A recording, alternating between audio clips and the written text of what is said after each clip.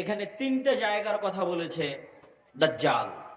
আশ্চর্যজনক হলেও সত্য যে আজকের পৃথিবীতে এই তিনটি জায়গায়, তন্মধ্যে বাইসান নামক খেজুরের বাগান এবং জোগার নামক ঝর্ণা, এই তিনটাকে এক্সাক্ট চিহ্নিত করা খুব কঠিন হয়ে যায়। বিশেষ করে আইনে জোগারকে এক্সাক্ট চিহ্নিত করা যে এইটা আইনে জোগার, এটার বিষয়ে নিশ্চিত কেউ গবেষকরা এখন পর্যন্ত তথ্য দিতে পারেনি। কিন্তু বাইসান খেজুরের বাগান সম্পর্কে মোটামুটি ধারণা পাওয়া যায় যে এই খেজুরের বাগান হচ্ছে বাইসান খেজুরের বাগান। আর বহায়রা আত্তাবারিয়া এটা এত প্রসিদ্ধ, এত ব্যাপক, এত পরিচিত যে সবাই জানে। এমনকি ইসরায়েলে সারা পৃথিবী থেকে শত শত খ্রিস্টান এই বহায়রা তাবারিয়া দেখার জন্য যায়। এই জন্য দেখার জন্য যায়, তারা মনে করে তাদের তাওরাত, তাদের বাইবেলে ঈসা আলাইহিস সালাতু ওয়াস সালামের যত মুজিজার কথা বলা আছে, সকল মুজিজা তিনি দেখিয়েছিলেন বহায়রা তাবারিয়ার উপরে অথবা বহায়রা তাবারিয়ার পাশে। সেই মুজিজা যদি হয় অন্ধ ব্যক্তিকে চক্ষুস্মান করে দেওয়া, সেই মুজিজা যদি হয় টাকওয়ালা ব্যক্তির মাথায় চুল গজিয়ে দেওয়া, সেই মুজিজা যদি হয় মৃত ব্যক্তিকে জীবিত করা, এগুলোর অধিকাংশ মুজিজা তাদের বিশ্বাস অনুযায়ী ঈসা আলাইহিস সালাতু ওয়াস সালাম এই লেক, এই খালের পাশে অথবা তার উপরে তিনি করে দেখিয়েছিলেন, এই জন্য তারা দেখতে আসে। এবং এইটা চলমান বর্তমান ইসরায়েলের সীমানার অন্তর্ভুক্ত। এবং আনুমানিক গবেষণা অনুযায়ী বাইসানের খেজুরের বাগান এবং জোগারের ঝর্ণা এবং তাবারিয়ার লেক তিনটাই বর্তমান ইসরায়েলের সীমানার অন্তর্ভুক্ত, যেই জায়গাগুলোর কথা এই হাদিসে দাজ্জাল তামিম আদ-দারি রাদিয়াল্লাহু তাআলা আনহুকে জিজ্ঞেস করতেছে। তাহলে একদম যদি আমরা সামারি এবং সারমর্ম করি, তাহলে কিয়ামতের পূর্ব মুহূর্তে যা যা সংঘটিত হবে, সব বড় বড় ঘটনা এই মাটিতে, এই জমিনে সংঘটিত হবে, শামের মাটিতে সংঘটিত হবে। আল মসজিদুল আকসা, বাইতুল মুকাদ্দাস কেন্দ্রিক যে এরিয়া, যে জগৎ, যে দেশ, সেখানে সংঘটিত হবে। এবং আমি আমার অতীতের বক্তব্যগুলোতে বলেছি যে বাইতুল মুকাদ্দাসই একমাত্র কারণ পৃথিবীর, যেই কারণে পৃথিবীর 90% মানুষ যুদ্ধে জড়িয়ে যেতে পারে। যেই কারণে পৃথিবীর 90% মানুষ যুদ্ধে জড়িয়ে যেতে পারে তার অন্যতম একটি কারণ হচ্ছে মসজিদ আকসা। কেননা পৃথিবীর তিনটা ধর্মের মানুষ এই মসজিদের দাবিদার। ইহুদিরা দাবিদার, খ্রিস্টানেরা দাবিদার, আমরা মুসলমানেরা দাবিদার। যেহেতু তিনটা ধর্মই আসমানি দিন, আসমান থেকে এসেছে, তিনটা ধর্মের গ্রন্থই আসমানি গ্রন্থ। ওই দুইটা গ্রন্থে বিকৃতি এসেছে, ওই দুইটা ধর্মে বিকৃতি এসেছে। ইসলামে বিকৃতি আসেনি, কোরআনে বিকৃতি আসেনি। কিন্তু যেহেতু একই জায়গা থেকে আগত, এই জন্য ঘটনা, আকিদা, বিশ্বাস, কাহিনী অনেক কিছুই সেম এবং কমন।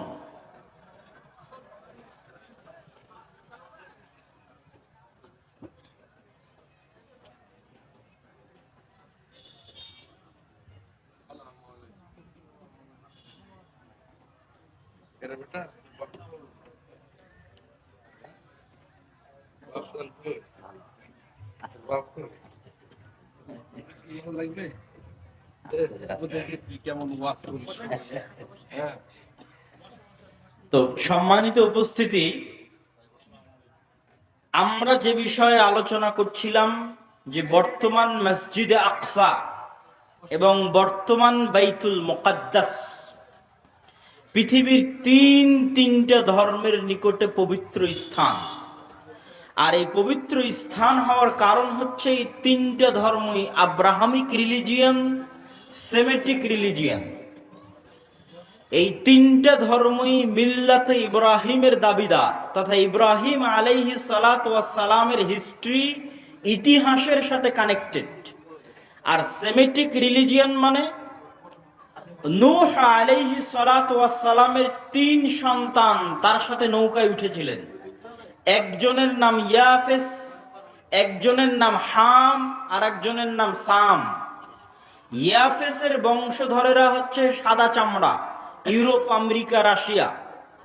সামের বংশধরেরা হচ্ছে সেমেটিক তথা মেটে, শ্যামা, হালকা সাদা, হালকা শ্যামা, হালকা মেটে। India, Pakistan, Bangladesh, Saudi, Kuwait, Qatar, Bahrain, এরা হচ্ছে সামের বংশধর। হাম হচ্ছে আফ্রিকান, টোটাল আফ্রিকান এরিয়া হচ্ছে নূহ আলাইহিস সালামের সন্তান হামের বংশধর। তো পৃথিবীতে আল্লাহ যত নবী পাঠিয়েছেন সকল নবী সামের বংশে পাঠিয়েছেন। সামের বংশে ইব্রাহিম আলাইহিস সালাতু ওয়াস সালাম। এই জন্য একটা মজার জিনিস, যারা অনলাইনে আমাদের দেখছেন তারা মনে রাখতে পারেন যে কালার ডিসক্রিমিনেশনের শিকার যারা হন ইউরোপ এবং আমেরিকায়, গায়ের রঙের কারণে ডিসক্রিমিনেশনের শিকার হওয়া, বৈষম্যের শিকার হওয়া, কেননা তাদের মধ্যে একটা আভিজাত্য বোধ কাজ করে যে আমি হচ্ছি সাদা চামড়ার, আর এশিয়া থেকে যারা এসেছে তারা সাদা চামড়ার নয়। আপনি দীর্ঘদিন থাকলে এই জিনিসটা ভিতর থেকে অনুভব করতে পারবেন, এই বৈষম্য। তো এইটা আপনারা মজার জিনিস জেনে রাখতে পারেন যে ইউরোপ, আমেরিকা তারা যতই সাদা চামড়ার হোক, তারা যেই নবীকে সম্মান করে, শ্রদ্ধা করে, সেই নবী সাদা চামড়ার ছিলেন না। মানে ঈসা আলাইহিস সালাতু ওয়াস সালাম, ঈসা আলাইহিস সালাতু ওয়াস সালামের গায়ের রং আর আমার নবী মুহাম্মদ সাল্লাল্লাহু আলাইহি ওয়াসাল্লামের গায়ের রং এক। মানে শ্যামা, মেটে, সাদা চামড়ার সাদা নয়। তথা গোটা ইউরোপ এবং আমেরিকার মানুষ যেই নবীর অনুসারী, যেই নবীর মূর্তি তাদের গির্জায় বানিয়ে রেখেছে, যেই নবীর মা মারিয়াম আলাইহা সালাতু ওয়াস সালামের মূর্তি তাদের গির্জায় বানিয়ে রেখেছে, তারা কেউই সাদা চামড়ার ছিলেন না। এই জন্য বলেছি সেমেটিক রিলিজিয়ান। তথা আল্লাহ সুবহানাহু ওয়া তাআলা সামের বংশে সকল নবী দিয়েছে, ইব্রাহিমের বংশে পরবর্তী সকল নবী পাঠিয়েছে। পৃথিবীর তিনটে ধর্ম ইব্রাহিম আলাইহিস সালাতু ওয়াস সালামের মিল্লাতের দাবিদার। এর কিছু কমন উদাহরণ আপনাকে দিই। ইব্রাহিম আলাইহিস সালাতু ওয়াস সালামকে আমরা বলি ইব্রাহিম, তারা বলে আব্রাহাম। ইব্রাহিম আলাইহিস সালাতু ওয়াস সালামের ছেলে ইসহাককে আমরা বলি ইসহাক, তারা বলে আইজ্যাক, আইজ্যাক নিউটন। যিনি আইজ্যাক তিনি ইসহাক। ইসহাক আলাইহিস সালাতু ওয়াস সালামের ছেলেকে আমরা বলি ইয়াকুব আলাইহিস সালাতু ওয়াস সালাম, তারা বলে জ্যাকব। যিনি জ্যাকব তিনি ইয়াকুব। ইয়াকুব আলাইহিস সালাতু ওয়াস সালামের ছেলে ইউসুফ আলাইহিস সালাতু ওয়াস সালামকে আমরা বলি ইউসুফ, তারা বলে জোসেফ। সেন্ট জোসেফ স্কুল মানে Hazrat Yusuf school. There is no difference, কোনো পার্থক্য নাই। যদি আপনি বলেন সেন্ট জোসেফ স্কুল, তাহলে ওরা আপনি যে ইউসুফকে জানেন তাকে উদ্দেশ্য করছে, যে হযরত ইউসুফ আলাইহিস সালাতু ওয়াস সালাম স্কুল। এভাবে আমরা যাকে বলছি দাউদ আলাইহিস সালাতু ওয়াস সালাম, তারা তাকে বলছে ডেভিড। জাস্ট নামের উচ্চারণের পার্থক্য, কিন্তু ঘটনার মধ্যে মিল আছে। আমরা বলছি নূহ, তারা বলছে নোয়াহ। ঘটনার বর্ণনা ধারা বিবরণীতে কিছুটা পার্থক্য আছে, কিন্তু মূল ঘটনাগুলো একই। তথা আদম এবং হাওয়ার যে ঘটনা কোরআনে বর্ণনা করা আছে, কাছাকাছি ঘটনা,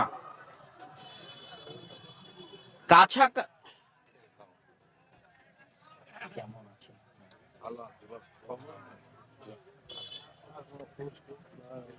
অনেকদিন দেখা সাক্ষাৎ, বাইরে গেছিলাম তো ওখান থেকে মাস্টার্স করে আসলাম। 1 বছরে একটা মাস্টার্স করে আসলাম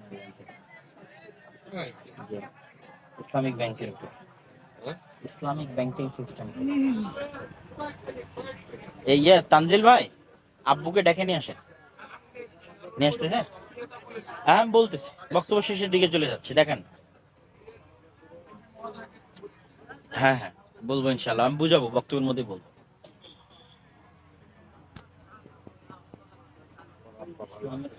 ইসলামিক ব্যাংকিং এবং ফাইন্যান্স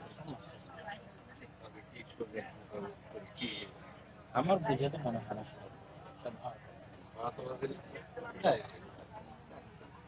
ইসলামী ব্যাংক টাকা দিয়ে দ্রুত কি করে হাত আপনার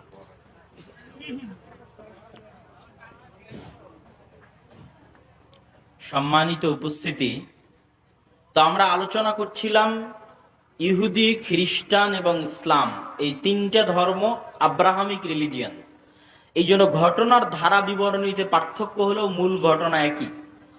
তথা তাওরাত এবং ইঞ্জিলে আজও লেখা আছে যে মানুষ বানর থেকে তৈরি হয়নি, মানুষ আদম আলাইসাল্লাম থেকে তৈরি হয়েছে। আমরা বলছি আদম, তারা ওভাবেই বলতেছে। আমরা বলছি হাওয়া, তারা বলছে ঈদ। হাওয়া আলাইহিস সালাতু ওয়াস সালামের নামটা চেঞ্জ হয়ে গেছে, ঘটনা একই। আমরা যেমন আমাদের কোরআনে মহাপ্লাবনের ঘটনা আছে নূহ আলাইহিস সালাতু ওয়াস সালামের, কাছাকাছি ওই রকমই মহাপ্লাবনের ঘটনা আজও তাওরাত এবং ইঞ্জিলে আছে। ঘটনার ধারা বিবরণীতে পার্থক্য হতে পারে, কেন ওগুলো বিকৃত হয়ে গেছে। ঠিক তেমনি কুরবানির কথা, ইব্রাহিম আলাইহিস সালাম তার সন্তানকে কুরবানি করছেন, এই কথা তাওরাত জবুর ইঞ্জিলেও আছে। কিন্তু তারা পরিবর্তন করে দিয়েছে যে ইব্রাহিম আলাইহিস সালাম ইসহাক আলাইহিস সালামকে কুরবানি করছেন, আর কোরআন বলছে ইব্রাহিম আলাইহিস সালাম ইসমাইলকে কুরবানি করছেন। তো যাক, আমরা সরাসরি বাইতুল মুকাদ্দাসের দিকে চলে আসি এবং আমার বক্তব্যের শেষের দিকে এগিয়ে যাওয়ার চেষ্টা করব। তো ইব্রাহিম আলাইহিস সালামের দুই সন্তান ইসহাক এবং ইসমাইল, আজকের পুরো পৃথিবীর ইসরায়েল কেন্দ্রিক যে পলিটিক্স, ফিলিস্তিন কেন্দ্রিক যে পলিটিক্স, এটা যদি বুঝতে চান তাহলে আপনাকে এই জিনিসটা ক্লিয়ার কনসেপ্ট রাখতেই হবে যে আসলে কেন এই জিনিসগুলো ঘটতেছে। তো ইব্রাহিম আলাইহিস সালামের দুই সন্তান ইসহাক এবং ইসমাইল।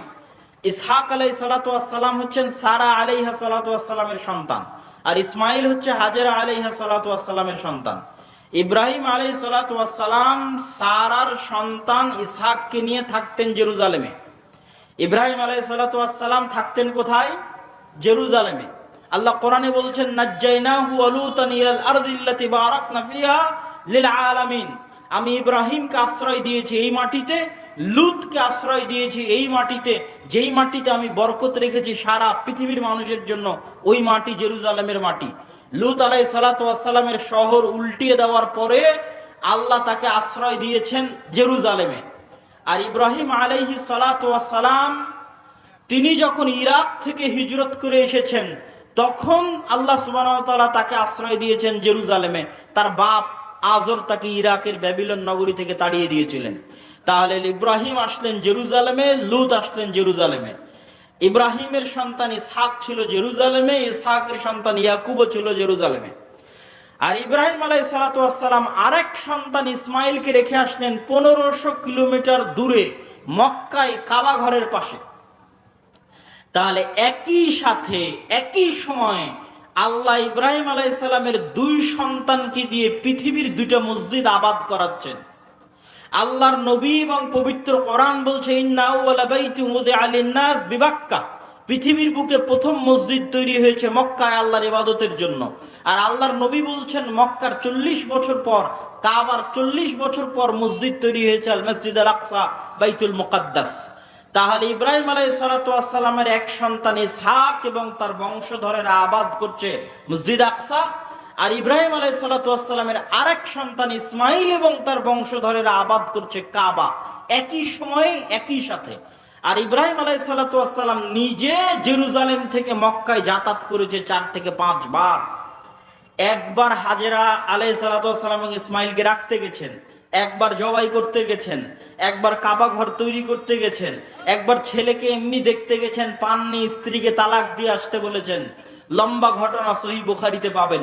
তাহলে ইব্রাহিম আলাইহিস সালাম পৃথিবীর একমাত্র নবী যিনি একই সাথে এই দুইটা পবিত্র মসজিদের সাথে কানেক্টেড, একই সাথে।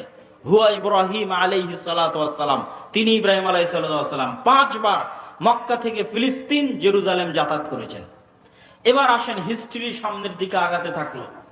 ইউসুফ আলাইহিস সালাম কুয়ায় পড়ে মিশরের বাজারে বিক্রি হয়ে গেলেন। আজকে যেমন ফিলিস্তিন আর মিশর পাশাপাশি, গাজায় আপনি ত্রাণ পাঠাতে পারবেন না মিশর ছাড়া, ওই কালেও একই অবস্থা ছিল, ফিলিস্তিন মিশর পাশাপাশি। ফিলিস্তিনের কুয়াতে পড়ে বিক্রি হলেন মিশরে, মিশরে অর্থমন্ত্রী হলেন, বাপ ভাই দাদা সবকে ডেকে পাঠালেন। 70 জনের পরিবারের বিশাল বহর নিয়ে ইয়াকুব আলাইহিস সালাম গেলেন মিশরে। এই প্রথম ইসহাকের বংশধরেরা ফিলিস্তিন ছেড়ে মিশর চলে গেল। মিশরে ইউসুফ আলাইহিস সালামের রাজত্ব এবং তার পরবর্তীদের রাজত্ব 1-150 বছর থাকলো। তারপরে যখন বিরোধী পার্টি ক্ষমতায় চলে আসলো, তথা ফেরাউন কিপ্তিরা যখন ক্ষমতা দখল করে নিল, তো আগের ক্ষমতায় যারা সবচেয়ে বড় জোট ছিল ওদেরকে হত্যা করতে লাগলো।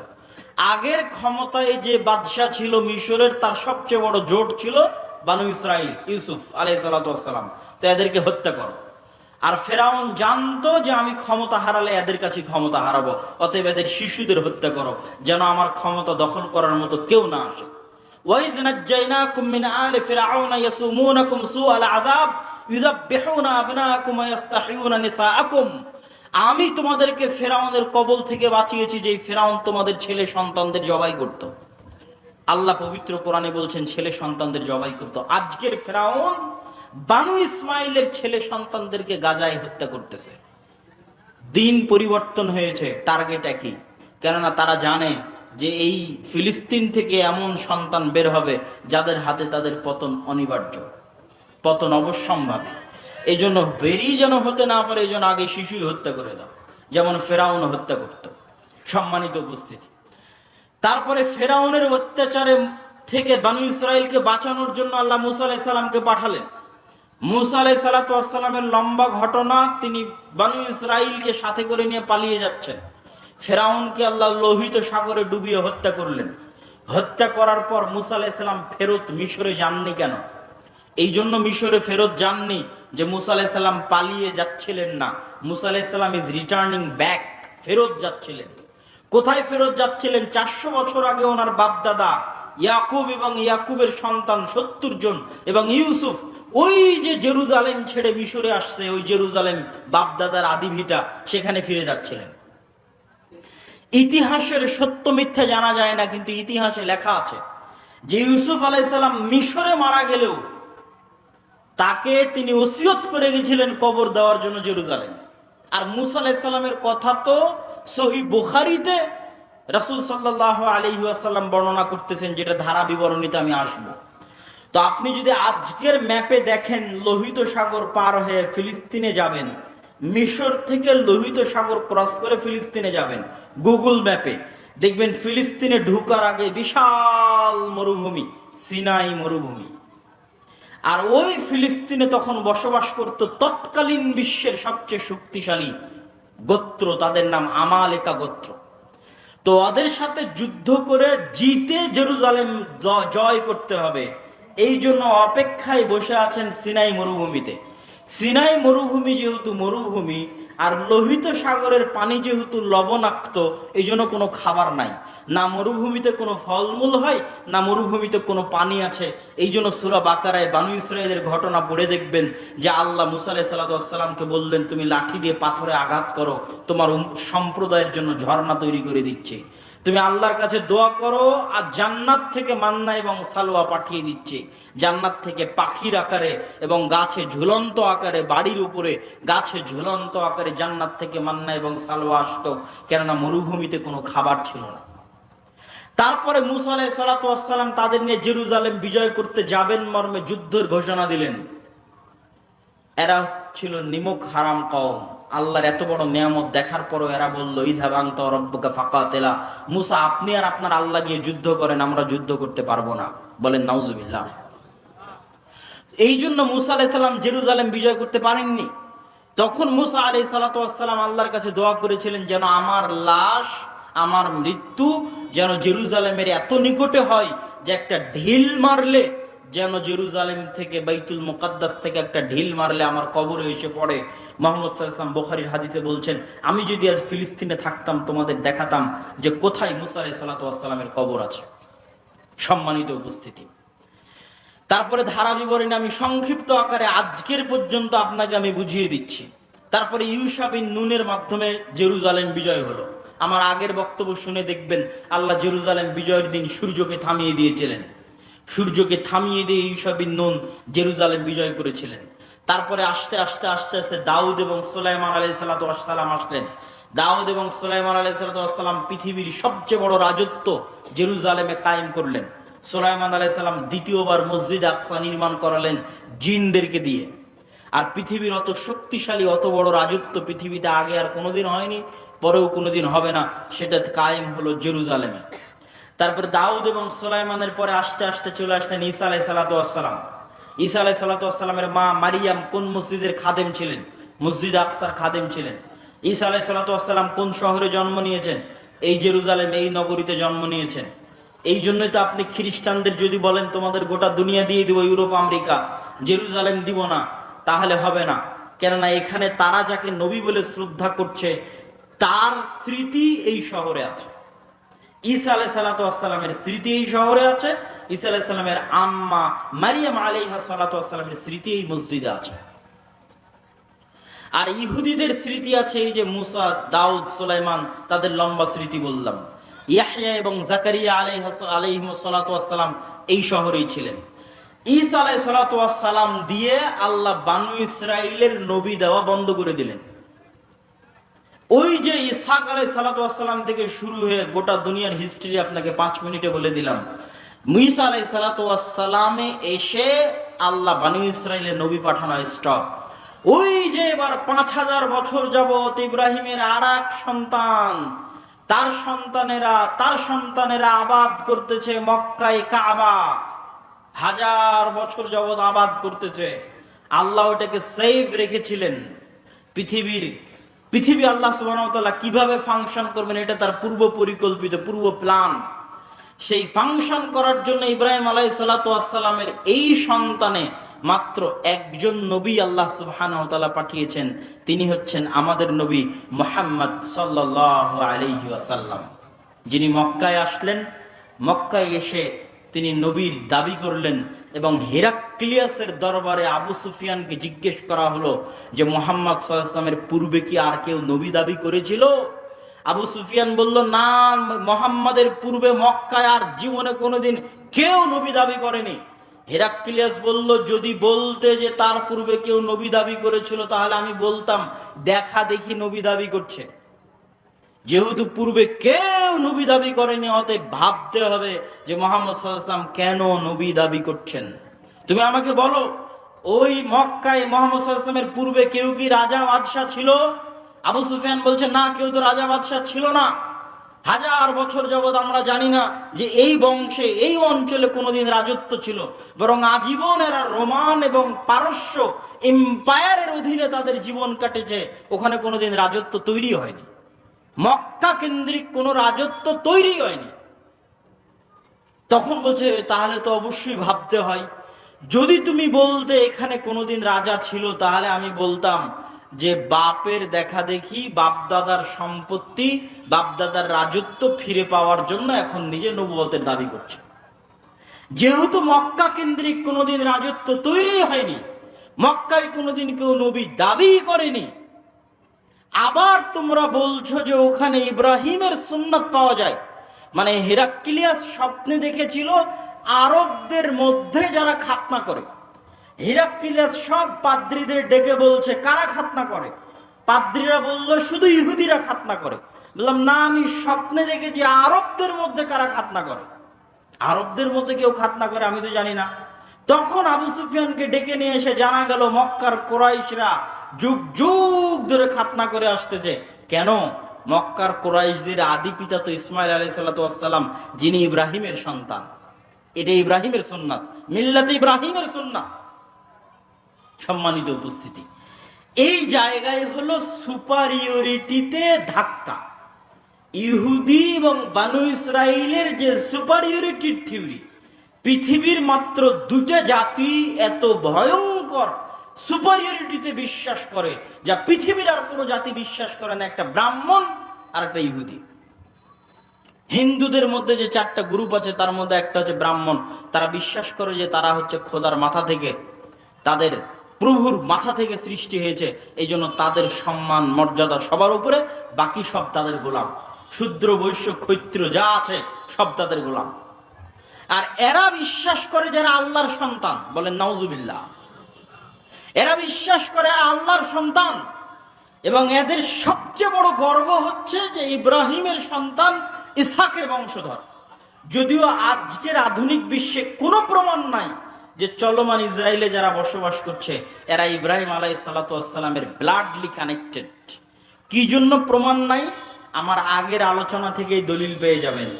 আগের আলোচনায় বলেছি ইব্রাহিম আলাইহিস সালাতু ওয়াস সালাম নূহের সন্তান সামের বংশধর, না নূহের সন্তান হামের বংশধর, না নূহের সন্তান ইয়াফেসের বংশধর? কি বক্তব্য শুনলেন? কার বংশধর? সামের বংশধর। আর সেমেটিকদের গায়ের কালার কিরকম হয়? সেমেটিকদের গায়ের কালার হচ্ছে মেটে, শ্যামা, সাদা চামড়া তো ইয়াফেস। তাহলে ইউরোপ এবং আমেরিকার গায়ের চামড়া, গায়ের কালার নিয়ে এসে ফিলিস্তিনে বসে দাবি করবা যে তুমি ইসাক আলাইহিস সালাতু ওয়াস সালামের বংশধর, ইয়াকুব আলাইহিস সালাতু ওয়াস সালামের বংশধর, দিস ইজ ইম্পসিবল। এটা হতেই পারে না, অসম্ভব। অন্তত গায়ের চামড়াই তো মিলতে হবে, গায়ের রঙে তো মিলতে হবে। এই জন্য কোনো ঐতিহাসিক ডকুমেন্ট নাই যে তারা তার সন্তান, কিন্তু দাবি করে। তো ওই দাবির ভিত্তিতে আমরা আলোচনা করতেছি যে তাদের যে সুপারিয়রিটি থিওরি, যে আমরা আল্লাহর সন্তান এবং আমরা ইব্রাহিম আলাইহিস সালাতু ওয়াস সালামের অমুক সন্তানের পরবর্তী বংশধর, এই জন্য আমাদের জন্য দয়া, আমাদের জন্য রহমত, আর বাকি পৃথিবীর সব গোলাম। সবকে যদি আমরা মেরে হত্যা করি তবুও কোনো পাপ হবে না। ভাই এটা বিশ্বাস করে, আল্লাহর কসম করে বলছে এটা বিশ্বাস করে, না হলে এত নিষ্ঠুর হওয়া মানুষের জন্য সম্ভব নয়। আপনি যখন বিশ্বাস করবেন যে এই সমস্ত মানুষকে হত্যা করলে আমার গুনাহ হবে না, তখনই আপনি এত নিষ্ঠুর হতে পারবেন। যে গত 10 দিনে আপনি 9-10,000 মানুষকে হত্যা করছেন, কিন্তু আপনার অন্তর কাঁপে না। কেন কাঁপে না? আপনি তো বিশ্বাসই করেন না যে গুনাহ হবে। ওই যে সুপারিয়রিটি থিওরি, সারা পৃথিবীর সব মানুষকে যদি হত্যা করে দেওয়া হয় তবুও তাদের দৃষ্টিতে তারা গুনাহগার হবে না, কেন? তারা হচ্ছে আল্লাহর সন্তান আর বাকি সব হচ্ছে গোলাম। এই হচ্ছে তাদের বিশ্বাস। এই সুপারিয়রিটি থিওরিতে সবচেয়ে বড় ধাক্কা দিয়েছে মোহাম্মদ সাল্লাল্লাহু আলাইহি ওয়াসাল্লাম। কেন? মোহাম্মদ সাল্লাল্লাহু আলাইহি ওয়াসাল্লাম বললেন আমি ইব্রাহিমের বংশধর। কথা কি আমার বুঝতে পারছেন? মোহাম্মদ সাল্লাল্লাহু আলাইহি ওয়াসাল্লাম ইব্রাহিমের সন্তান, ইসমাইলের বংশধর, বানু ইসমাইল। আর তারাও জানতো যে আরবে শেষ নবী আসবে। এই জন্য ঈসা আলাইহিস সালাতু ওয়াস সালামের মৃত্যুর পরে অনেক ইহুদি মদিনায় চলে গেছিল। বানু কুরাইজা, বানু কাইনুকা, বানু নাজির সবগুলো চলে গেছিল মদিনায়। তারা অপেক্ষা করছিল তাদের মধ্যে শেষ নবী আসবে, আরবে আসবে, তাদের বংশে আসবে। কিন্তু যখন দেখলো না তাদের বংশে আসলো না, মুহাম্মদ সাল্লাল্লাহু আলাইহি ওয়াসাল্লাম বনি ইসমাইলের বংশে শেষ নবী দাবি করলো, তাহলে মুহাম্মদ সাল্লাল্লাহু আলাইহি ওয়াসাল্লাম দুই দিক থেকে তাদের সুপারিয়রিটিতে আঘাত করলেন। এক, তুমি রক্তে যতই দাবি করো তুমি ইব্রাহিমের বংশধর, তো আমি মুহাম্মদও দাবি করছি আমি ইব্রাহিমের বংশধর, আমি ইসমাইলের বংশধর। অতএব রক্তে আমার উপর তোমার কোনো প্রাধান্য আর থাকলো না, শেষ। আমার উপর তোমার প্রাধান্য রক্তে থাকলো না, এই জিনিসটা তারা বুঝে গেল। এবং তারা এটাও বুঝে গেল যে মুহাম্মদ সাল্লাল্লাহু আলাইহি ওয়াসাল্লামের কওমের জন্য আল্লাহর পক্ষ থেকে তাদের কিতাবে বর্ণিত যত ওয়াদা, যত রহমত, যত বরকত, সব রহমত, সব বরকত এবার মুহাম্মদ সাল্লাল্লাহু আলাইহি ওয়াসাল্লাম এবং তার উম্মতের জন্য আসবে। এই জন্য তাদের পৃথিবীতে সবচেয়ে বড় শত্রু হচ্ছে ইসলাম এবং মুসলমানেরা। দুইটা কারণে। অন্যদেরকে তো ওরা বিশ্বাসই করে না যারা ইব্রাহিমের বংশধর। অন্তত তাদের কিতাবে তো ইব্রাহিমের আর এক সন্তান ইসমাইলের নাম লেখা আছে, যে ইব্রাহিমের আর এক সন্তান ইসমাইল। এবং তারা এটা বিশ্বাস করে যে আরবরা হচ্ছে ইসমাইলের বংশধর। এই জন্য এটা হলো তাদের সবচেয়ে বড় ভয়ের কারণ, যে তাদের সুপারিয়রিটি থিওরিতে আঘাত করেছে ইসলাম এবং মুসলমানেরা। সম্মানিত উপস্থিতি, আজকের এই জেরুজালেমে যে ভয়াবহ অবস্থা তৈরি হয়েছে, এই ভয়াবহ অবস্থার পিছনে কারণ কি? আগের যুগের অনেক ইতিহাস আমি অন্য বক্তব্যে আলোচনা করেছি। আজকের এই ভয়াবহ অবস্থা তৈরি হওয়ার পিছনে কারণ আমার ছোট্ট গবেষণায় ঔপনিবেশিক শাসনামল, কলোনিয়াল সিস্টেম, আরবিতে বলে ইস্তেমার। আমরা যারা আজকে এই দেশে বসবাস করছি, যারা আপনারা সামনে বসে আছেন, 1935-1937 সালের আগে আপনাদের বাপদাদারা জমির মালিকই ছিল না। আপনি আজকে যে জমির দলিল নিয়ে দাবি করছেন এই জমি আমার, এই দাবি 35-37-এর আগে এই অঞ্চলের মানুষ করতে পারতো না। কেননা আমাদের বাপদাদারা 190 বছর ছিল ব্রিটিশদের গোলাম, তথা আমরা ছিলাম কলোনি, ব্রিটিশের কলোনি। এই জন্য 190 এবং 200 বছর গোলামি করতে করতে আমাদের রক্তের মধ্যে গোলামি ঢুকে গেছে। আর এই দেশ ছেড়ে যখন ব্রিটিশরা গেছে, তিনটে দেশে ভাগ করে গেছে, ভারত, বাংলাদেশ, পাকিস্তান। ঠিক সারা পৃথিবীর প্রায় মুসলিম দেশই কোনো না কোনো ইউরোপিয়ান কান্ট্রির কলোনি ছিল। আর এই কলোনিয়াল সিস্টেম কতটা ভয়ঙ্কর ছিল, এটা ইউরোপ সফর না করলে আমি বুঝতে পারতাম না। ফ্রান্সের রাজধানী প্যারিসে আইফেল টাওয়ারের সামনে রাত 12টা-1টার সময় যতজন বিড়ি খাচ্ছে, সিগারেট খাচ্ছে, সব হচ্ছে মুসলমানের সন্তানেরা। কোন দেশের মুসলমানের সন্তানেরা? যেই দেশ ফ্রান্স শাসন করত। ফ্রান্সের কলোনি ছিল আফ্রিকার বহু অঞ্চল। আজ বহু অঞ্চল বিদ্রোহ করতেছে, নাইজার, আলজেরিয়া, বহু অঞ্চল বিদ্রোহ করতেছে ফ্রান্সের বিরুদ্ধে। তো ওই সমস্ত অঞ্চলগুলো কলোনি ছিল। ভাগ্যিস ভালো যে ব্রিটিশরা আমাদেরকে মোটামুটি একটা স্বাধীনতা দিয়ে গেছে। ফ্রান্স অতটুকু স্বাধীনতা দেয়নি।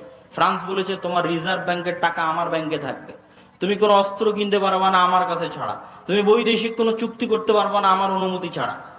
অথচ নাকি স্বাধীন। এভাবে তারা স্বাধীনতা দিয়ে এসেছে। কলোনিয়াল সিস্টেম ভয়ঙ্কর। তো ঠিক আজকের যেই শাম, আজকের যেই ফিলিস্তিন, ইসরায়েল, জর্ডান, লেবানন, কাতার, দুবাই, বাহরাইন, এগুলো আজ থেকে 50-60 বছর আগে ছিলই না। আসতেছে, নিয়ে আসো, দান যেহেতু বলতেছ, না নিয়ে আসলে কেমন করবো? ও তো আচ্ছা আচ্ছা আচ্ছা আচ্ছা, ছিল না। ওরা এই যেমন আমাদের এই ভারত উপমহাদেশকে ভেঙে টুকরো টুকরো করেছে, ওই রকম বাহরাইন একটা ছোট্ট দেশ বানিয়েছে, কাতার, দুবাই, তারপরে হচ্ছে জর্ডান, তারপরে হচ্ছে লেবানন, তারপরে হচ্ছে এই ছোট্ট ভাঙতে ভাঙতে ওর মধ্যে থেকে ইসরায়েল বের করে দিয়েছে। তথা ইসরায়েল হচ্ছে ঔপনিবেশিকের ফল, ঔপনিবেশিক শাসন আমলের সন্তান। যে কলোনিয়াল সিস্টেম সারা পৃথিবীতে মুসলমানেরা ভোগ করেছে, তার ফল, তার রেজাল্ট। আর ওই যে গোলামি করতে করতে রক্তে গোলামি ঢুকে গেছে মুসলমানদের জন্য, মুসলমানদের মধ্যে, এই জন্য তারা ওই গোলামি থেকে এখনো বের হতে পারতেছে না।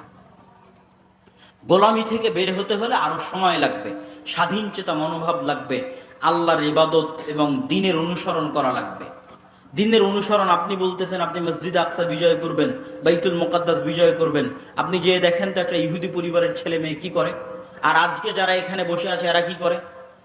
আজকে যারা যে সমস্ত এখানে যুবক বসে আছে, এদের মধ্যে কয়জন মদখোর, জুয়াখোর, ফ্রি ফায়ার, পাবজি নিয়ে ব্যস্ত? আর ইহুদির কয়টা সন্তান ফ্রি ফায়ার, পাবজি আর মদ আর জুয়া নিয়ে ব্যস্ত? আমার চ্যালেঞ্জ থাকলো, আপনি যান খুঁজেন। তাদের দোষ দিয়ে লাভ নাই। আল্লাহ সুবহানাহু ওয়া তাআলা আমাদেরকে আযাব হিসেবে, শাস্তি হিসেবে মসজিদ আকসায় যেতে দেয় না। এই কষ্ট আমার এবং আপনার অন্তরে থাকতে হবে। যেই মসজিদের 2 রাকাত সালাত অন্য মসজিদের 1000 সালাতের চেয়ে উত্তম। পৃথিবীর যে তিনটা মসজিদ, ইসলামের সবচেয়ে পবিত্রতম মসজিদ, যার জন্য সফর করা, যার জন্য যাওয়া উত্তম, উচিত, যেই মসজিদগুলোতে সালাতের বিশেষ ফজিলত রয়েছে, সেই 3টা মসজিদের একটা মসজিদ, মসজিদ আকসা, আমরা যেতে পারি না। এটা আল্লাহ আমাদেরকে বঞ্চিত করে রেখেছে আমাদের কর্মফলের কারণে, আমাদের আমলের কারণে। সম্মানিত উপস্থিতি, আপনি ইহুদি পল্লীতে যান, ইহুদি পল্লীতে গিয়ে দেখেন তারা কিভাবে চলে, কিভাবে চলাফেরা করে, দেখে আসেন। তারা পৃথিবীর মানুষকে বলবে তোমরা সুদ নিয়ে ব্যস্ত থাকো, ওরা নিজেরা পরস্পরে সুদ খাবে না। তারা পৃথিবীর মানুষের পিছনে কোটি কোটি টাকা ব্যয় করবে যে তোমরা মদ, গাঞ্জা, জুয়া এগুলো নিয়ে ব্যস্ত থাকো, ওরা নিজেরা জীবনে কোনোদিন মদ, গাঞ্জা, জুয়া নিয়ে ব্যস্ত থাকবে না। টাকার বিষয়ে সবচেয়ে কৃপণ। টাকা কেমনে জমা করতে হয়, অনর্থক অপচয় খরচ না করে টাকা কেমনে জমা করতে হয়, পৃথিবীর সবচেয়ে বড় বড় মাল্টি বিলিয়নার হচ্ছে তারা। কেন? তারা ওইভাবেই তাদের সন্তান সন্ততিকে বড় করেছে। হ্যাঁ, তাদের উপর আল্লাহর গজব এবং আযাব আসবে, কিন্তু আল্লাহ সুবহানাহু ওয়া তাআলা বিধর্মীদের দিয়েই মুসলমানদেরকে আযাব এবং শাস্তি দিয়ে থাকেন। তারও দলিল কোরআন এবং হাদিসে আছে, যেটা আমি আমার অন্য বক্তব্যে বিস্তারিত আলোচনা করেছি, আজকে সময় নাই। সেহেতু আমরা একটা আযাব এবং গজবের মধ্যে দিয়ে যাচ্ছে আমাদের আমলের কারণে। আমাদের অন্তরে ব্যথা থাকতে হবে যে আমরা হজ এবং উমরা করতে গেলেও, মক্কা মদিনায় গেলেও মসজিদ আকসায় যেতে পারি না। আজ থেকে 100 বছর আগে, গত 1300 বছর এমন কোনো মুসলমান নাই যারা হজ উমরা করতে গেছে আর মসজিদ আকসায় যায়নি। হজের ট্রিপ মানেই মসজিদ আকসাহের ট্রিপ হবে। সম্মানিত উপস্থিতি, এই জন্য সুলতান সালাহুদ্দিন আইয়ুবী শপথ করেছিলেন, যতদিন আল্লাহ তার 3টা মসজিদের একটা মসজিদকে খ্রিস্টানদের কবল থেকে মুক্ত না করবে, ততদিন সুলতান সালাহুদ্দিন আইয়ুবী আল্লাহর আরেক মসজিদ মক্কা এবং মসজিদে নববী জিয়ারতের জন্য যাবে না। আল্লাহর মসজিদকে বন্দি দশায় রেখে, আল্লাহর মসজিদকে মানুষের সালাত মুক্ত অবস্থায় রেখে তিনি কিভাবে আল্লাহর আরাক মসজিদ জিয়ারতের জন্য যাবেন, এই ব্যথায় তিনি যুদ্ধ করতেন। এই জন্য আপনাদের সন্তান সন্ততি পরবর্তী বংশধরের অন্তরে এই ব্যথা, এই বিশ্বাস এবং আমলের পরিবর্তনের মাধ্যমে আমরা বিজয় অর্জন করতে পারি। যেহেতু আল্লাহর ওয়াদা যে বিজয়ী হব, বক্তব্যের শুরুতেই হাদিস পড়ে দিয়েছি যে পাথর বলবে, গাছ বলবে, ওয়াদা হবে। আল্লাহর নবী বলেছেন হবে, আজ না হলে যেদিন ইমাম মাহদি আসবেন সেই দিন হবে। কিন্তু আমরা যদি তার আগেও যে হবে না তা না, তার আগেও হতে পারে। সুলতান সালাউদ্দিন আইয়ুবীর হাত দিয়ে আল্লাহ বিজয় করায়নি, করিয়েছে। আমাদের হাত দিয়েও আল্লাহ বিজয় করাতে পারে, কিন্তু তার জন্য আমলের পরিবর্তন লাগবে, আখলাকের পরিবর্তন লাগবে।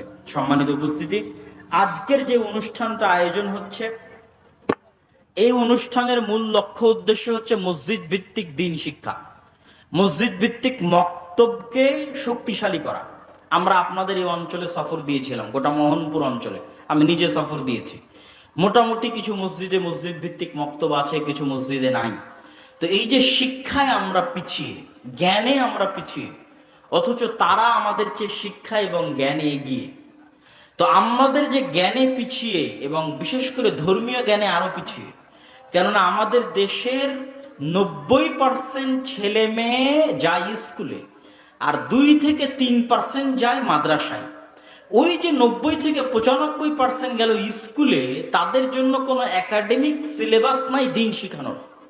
যদি না আমরা মসজিদগুলোকে দ্বীন শিক্ষার দিক থেকে শক্তিশালী না বানাতে পারি, শক্তিশালী প্রতিষ্ঠান না বানাতে পারি, তাহলে আমাদের পরবর্তী প্রজন্ম হবে কোরআনবিহীন, আমাদের পরবর্তী প্রজন্ম হবে দ্বীনের জ্ঞানবিহীন, যা আমাদের উপরে জাতিগতভাবে আল্লাহর আযাব আসার জন্য বাধ্য করবে। তথা আমরা আজকে বাংলাদেশে বসে আছি, গাজার জন্য প্রতিবাদ করছি, কয়দিন পর দেখবেন যে আমরাই গাজা হয়ে গেছি। কথা বুঝতে পেরেছেন? যদি আমরা আমাদের আমল এবং আখলাকে পরিবর্তন না আনি, কেননা গাজা হওয়ার মতো সকল ক্রাইটেরিয়া এই দেশে মজুদ আছে। কি এই দেশে মজুদ আছে? এটা পৃথিবীর একমাত্র মুসলিম দেশ যার পাশে কোনো মুসলিম দেশ নাই। তথা এটা যদি কোনোদিন গাজা হয়, তাহলে গাজার চাইতে ভয়ঙ্কর পরিবেশ তৈরি হবে। কেননা গাজার পাশে অন্তত মিশর তো আছে, মাটির তল দিয়ে খুঁড়ে মিশর থেকে তারা ত্রাণ এবং পণ্য এনে কোনো মতে বাঁচতে পারতেছে। কিন্তু আপনার দেশ যেই দিন গাজা হয়ে যাবে, সেই দিন আপনার এখানে ত্রাণ পাঠানোরও কেউ থাকবে না। এই জন্য বাঁচার রাস্তা কি?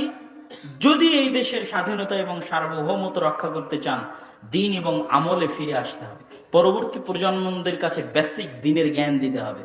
তার জন্য মসজিদে টাইলস এবং এসির আগে মক্তব চালু করতে হবে। আমি এমনও মসজিদ সফর করেছি যেই মসজিদে টাইলস আছে, এসি আছে, আমি রাগ করে বলেছি মসজিদে মক্তব নাই।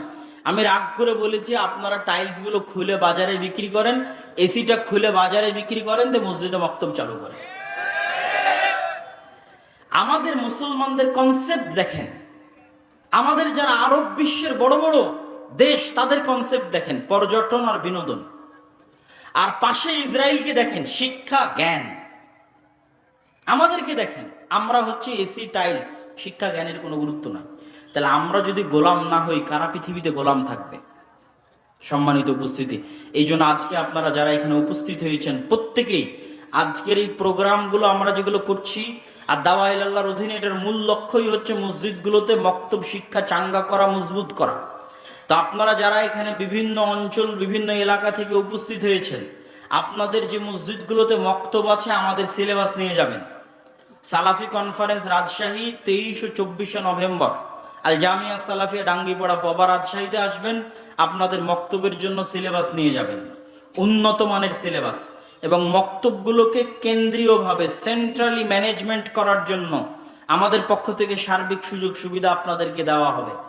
আর যদি কোনো মসজিদে মক্তব বন্ধ থাকে, সেটাকে চালু করার জন্য কি কি উদ্যোগ নেওয়া যায়, সেটার জন্য আপনারা যোগাযোগ করতে পারেন। কিন্তু যে মসজিদগুলোতে চালু আছে, তারা দ্রুত গতিতে চেষ্টা করেন আমাদের সাথে সম্পৃক্ত হয়ে ওই মসজিদগুলোর ইমামদেরকে শিক্ষাগত ট্রেনিং দেওয়ার মাধ্যমে এবং ওই মসজিদের সিলেবাসের মান বাড়ানোর মাধ্যমে ওইটাকে একটা প্রতিষ্ঠানে রূপান্তর করা। মসজিদেই থাকবে, মসজিদের মধ্যেই থাকবে, কিন্তু ফাংশন করবে প্রতিষ্ঠানের মতো, যাতে আমরা পরবর্তী প্রজন্মদের কাছে দ্বীনের সঠিক জ্ঞান পৌঁছে দিতে পারি। আর দাওয়াইল্লাহ উদ্যোগ নিয়ে আমরা ইতিমধ্যে বাংলাদেশের 4টে জেলার 126টা মসজিদ সফর করেছি, 250-এর অধিক মসজিদে মক্তব উদ্বোধন করেছি। অতএব আপনাদের কাছে উদাত্ত আহ্বান থাকবে এই প্রজেক্টের সাথে আপনারা সম্পৃক্ত হন।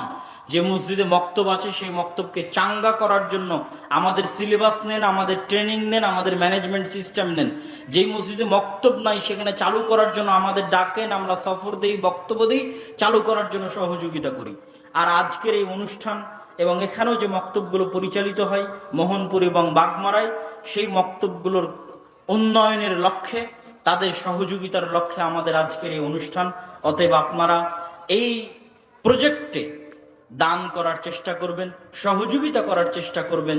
আপনাদের একটা টাকার মাধ্যমেও যদি মুসলমানের একটা সন্তানও কোরআন শিখে, আলিফের একটা অক্ষর শিখে, তো আপনি কবরে চলে গেছেন, 500 বছর হয়ে যাবে, 1000 বছর হয়ে যাবে, কিন্তু আপনার নেকির দরজা বন্ধ হবে না ইনশাআল্লাহ। যেমন আজকে আমরা মাগরিব এবং ইশা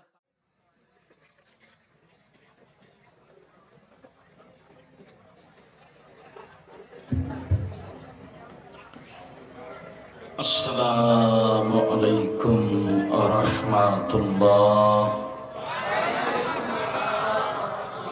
আলহামদুলিল্লাহি ওয়াহদা والصلاة والسلام على من لا نبي بعده أما بعد فأعوذ بالله من الشيطان الرجيم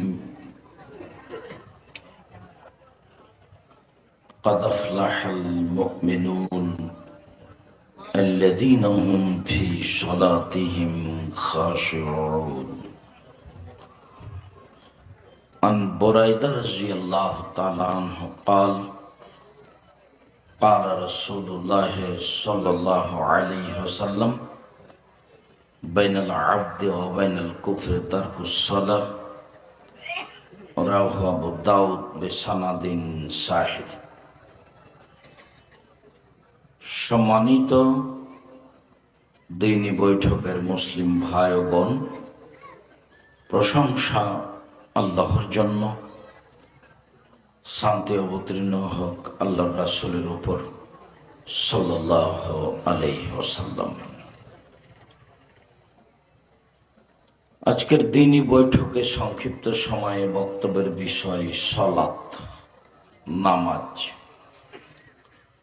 সালাত সম্পর্কে আমরা এক গুরুত্বপূর্ণ সংক্ষিপ্ত তথ্যবহুল বিবরণের চেষ্টা করব ইনশাআল্লাহুল আজিজ। সালাতের আলোচনায় আমরা প্রারম্ভের আলোচনা পেশ করব, সালাত আদায় করতেই হবে। তারপরের সংক্ষিপ্ত আলোচনা হবে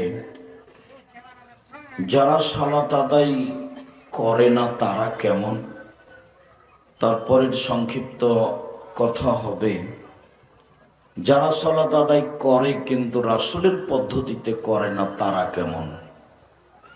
তারপরের সংক্ষিপ্ত আলোচনা হবে কিভাবে সালাত আদায় করতে হবে। বিষয়টি নিয়ে আমরা অতীব গুরুত্বপূর্ণ তথ্যবহুল বিবরণের চেষ্টা করব ইনশাআল্লাহ।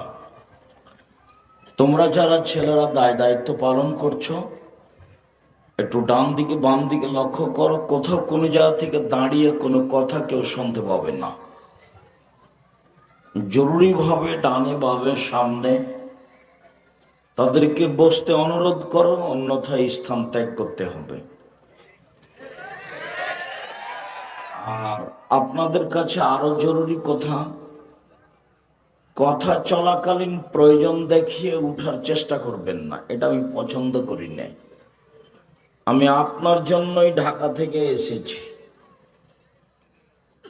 ক্লাস শেষে কথা শেষ হলে আবার যেতে হবে।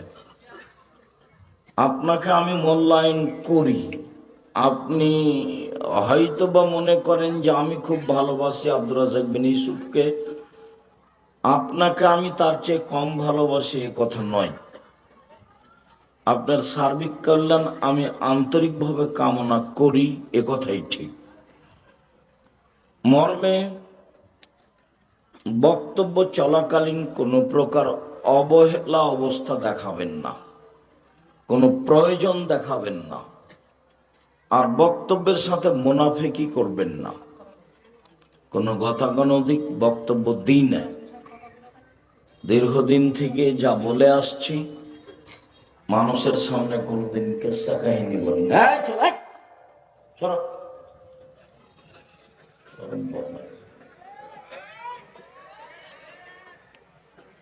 তো আমি আপনাদেরকে বিভিন্ন দিক থেকে বসে আলোচনা শোনার জন্য অনুরোধ জানাচ্ছি। উল্লিখিত বিষয়ের উপরে কথা বলার পূর্বে আপনাদের সাথে জরুরি কথা যে মক্তবগুলো বন্ধ হয়ে গেছে বা ভালোভাবে চলে না। আব্দুল্লাহ এক সময় বলল, আব্বু, এদেশে দাওয়াত তো আপনি অনেক দিন থেকে দিচ্ছেন, তো দাওয়াত মসজিদ ভিত্তিক হওয়াই উচিত। আমি বললাম, আব্বু, আমি তো প্রায় 90 সাল থেকে কথা বলছি জাতির সামনে, আমি কথাই কোনোদিন জাতিকে ফাঁকি দিইনি। তবে পরিস্থিতির সাথে আমিও একমত হয়ে আছি। কিভাবে? বক্তব্য চলে শীতের দিনে, গরমের দিনে চলে না। ধর্ম তো এমন নয়। বক্তব্যের জন্য, বক্তার জন্য টাকা পয়সা, ব্যবস্থাপনা, খানা পানি, অনেক কিছু ব্যবস্থা করা হয়, অনেক প্রস্তুতি নিয়ে ব্যবস্থা করা হয়। তারপর বক্তাকে সম্মান করা লাগে, তাকে মূল্যায়ন করা লাগে। 19-20 হলে সমস্যা ভালো থাকে, পরিবেশ ভালো থাকে না। এটা তো ইসলাম নয়। সাথে সাথে যারা বক্তব্য দিতে যায় তারা নিজের টাকা উপার্জনের জন্য যায়, আর যারা বক্তব্য করিয়ে নেয় তাদের একটা স্বাদ থাকে যে আমাদের মসজিদটা চালু করতে হবে, টাইলস দিতে হবে, এগুলো করতে হবে। তাদের যদি একটু সমস্যা হয় তাহলে দেখেছি তারা খুব মন খারাপ করে। এমনকি আমার উপরে অনেকেই খেপেছে যে যে উদ্দেশ্যে দেখলাম সেটা তো হলো না, উনি বক্তব্য দিয়ে সময় শেষ করলেন, আমাদের তা আদায় হলো না। তাহলে তো আসলে লক্ষ্য উদ্দেশ্য অনুযায়ী আমিও চলতে পারিনি, পরিস্থিতির সাথে আমি থেকে গেছি। তো এই পদক্ষেপ নিতে হবে, এটাই ঠিক।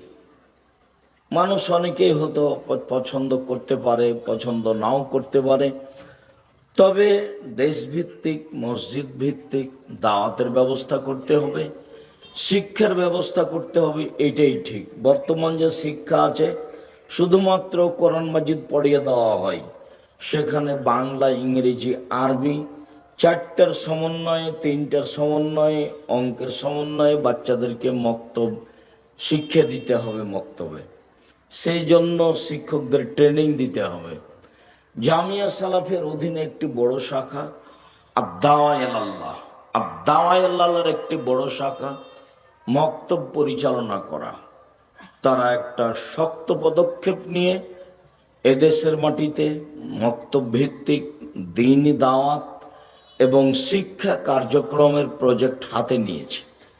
ইতিমধ্যে তারা 250-300 মসজিদে মক্তব চালু করেছে। সারা দেশ জুড়ে মক্তব চালু করবে ইনশাল্লাহ, এই মর্মে তারা জোরালো সিদ্ধান্ত নিয়েছে। আমরা বলছি, আল্লাহ তুমি এই দাবি কবুল করো। আল্লাহ আপনাদেরকে এই মক্তব ভিত্তিক দাওয়াতের প্রত্যেকটা কাজে অংশগ্রহণ করতে হবে।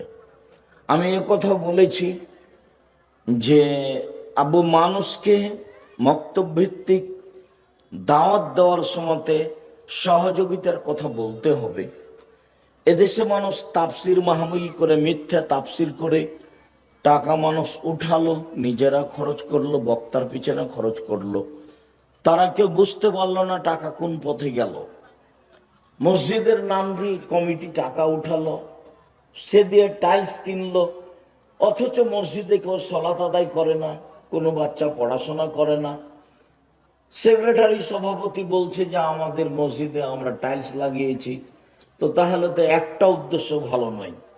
শিক্ষা কার্যক্রমের পিছনে যদি আমরা পয়সা খরচ করতে পারি তাহলে এটাই হবে সত্য সত্যি আল্লাহর পথে খরচ।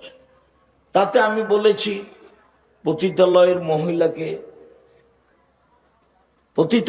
মহিলা যদি কুকুরকে পানি পান করিয়ে জান্নাত পেতে পারে, তাহলে একমাত্র আল্লাহকে সন্তুষ্ট করার আশায় এই বিদ্যা, এই শিক্ষা, মক্তব ভিত্তিক দাওয়াত ও শিক্ষা কার্যক্রমের প্রজেক্টে কেউ যদি 10 টাকা দান করে, তাহলে সে জান্নাত লাভ করবে ইনশাআল্লাহ। সাথে সাথে আমি আপনাদের বলেছি, আমার মনে বড় সাধ, আমি এ দেশের মাটিতে উন্নত মানের প্রতিষ্ঠান গড়বই ইনশাআল্লাহ, যেখানে ছেলে মেয়ে বাংলা, ইংরেজি, আরবি উন্নত মানের শিক্ষা অর্জন করে জাতির অন্যায়ের বিরুদ্ধে লড়বে মুখে কলমে মিডিয়ায়। মুখে আছি যা দেখতে পাচ্ছেন, মিডিয়া আমার সামনে আছে সেটাও দেখতে পাচ্ছেন, কলম আমাদের হাতে আছে, বই পুস্তক আমরা কিস্সা কাহিনী দিয়ে বের করি না, তদন্ত করে সত্য কথা দিয়ে বের করি। কলম আমাদের হাতে আছে, মিডিয়া আমাদের সামনে আছে, মুখে আমরা বাস্তবায়নে রয়েছি। আমরা এই জামিয়া সালাফে সর্বোচ্চ প্রতিষ্ঠান দেশের, এই জামিয়া সালাফিয়ার মাধ্যমে বাংলা, ইংরেজি, আরবি উন্নত মানের শিক্ষা অর্জন করে জাতির অন্যায়ের বিরুদ্ধে লড়বো ইনশাআল্লাহ। সম্মানিত দিনী ভাই বোন, এদেশের কোরআন হাদিস শিক্ষার, বাংলা, আরবি, ইংরেজি শিক্ষার সর্বোচ্চ প্রতিষ্ঠান জামিয়া সালাফিয়া, শিরক মুক্ত প্রতিষ্ঠান জামিয়া সালাফিয়া, বিদআত মুক্ত প্রতিষ্ঠান জামিয়া সালাফিয়া, দল মুক্ত প্রতিষ্ঠান জামিয়া সালাফিয়া, সংগঠন মুক্ত প্রতিষ্ঠান জামিয়া সালাফিয়া, হিংসা মুক্ত প্রতিষ্ঠান জামিয়া সালাফিয়া। এই দেশের মাটিতে সর্বোচ্চ সর্ববৃহৎ প্রতিষ্ঠান জামিয়া সালাফিয়া। জামিয়া সালাফিয়া বর্তমানে প্রায় 5000 ছেলে মেয়ে পড়াশোনা করে, যার 410 জন আছে এতিমা, প্রায় 550 জন আছে অসহায় ছেলে মেয়ে, যাতে শিক্ষক শিক্ষিকা রয়েছেন প্রায় 300 জন, যার প্রত্যেক মাসে বেতন লাগে 32 লক্ষ। প্রত্যেক দিন বিকালে লেবার মিস্ত্রি বিল লাগে নিম্নে 50,000 থেকে লাখের উপরে সময়ের গতিতে। কিভাবে হয়? আমরা ধোপাঘাটার লোক, মোহনপুরের লোক দিয়ে থাকি। আব্দুর রাজ্জাক সাহেব কই আমরা তো 10 টাকা দিইনি। কেউ দেয়, দেশের লোক দেয়। যারা দিনি তারা ভুল করেছি, যারা হিংসার উপরে আছে তাদের তারা ভুল করছে। হিংসা মুক্ত প্রতিষ্ঠান জামিয়া সালাফিয়া, বিদ্বেষ মুক্ত প্রতিষ্ঠান জামিয়া সালাফিয়া, দল মুক্ত প্রতিষ্ঠান জামিয়া সালাফিয়া, সংগঠন মুক্ত প্রতিষ্ঠান জামিয়া সালাফিয়া, এদেশের সর্বোচ্চ সর্ববৃহৎ প্রতিষ্ঠান জামিয়া সালাফিয়া। জামিয়া সালাফিয়া ডাঙ্গিপাড়া, যেটা আপনার বাড়ির পাশে আছে, সেটার ছেলেদের শাখায় প্রায় 30 বিঘা জমি আছে। সেটার মহিলা শাখা তানোরে, গোদাগাড়ি তানোর, সেখানে প্রায় 60-70 বিঘা জমি নেওয়া হয়েছে।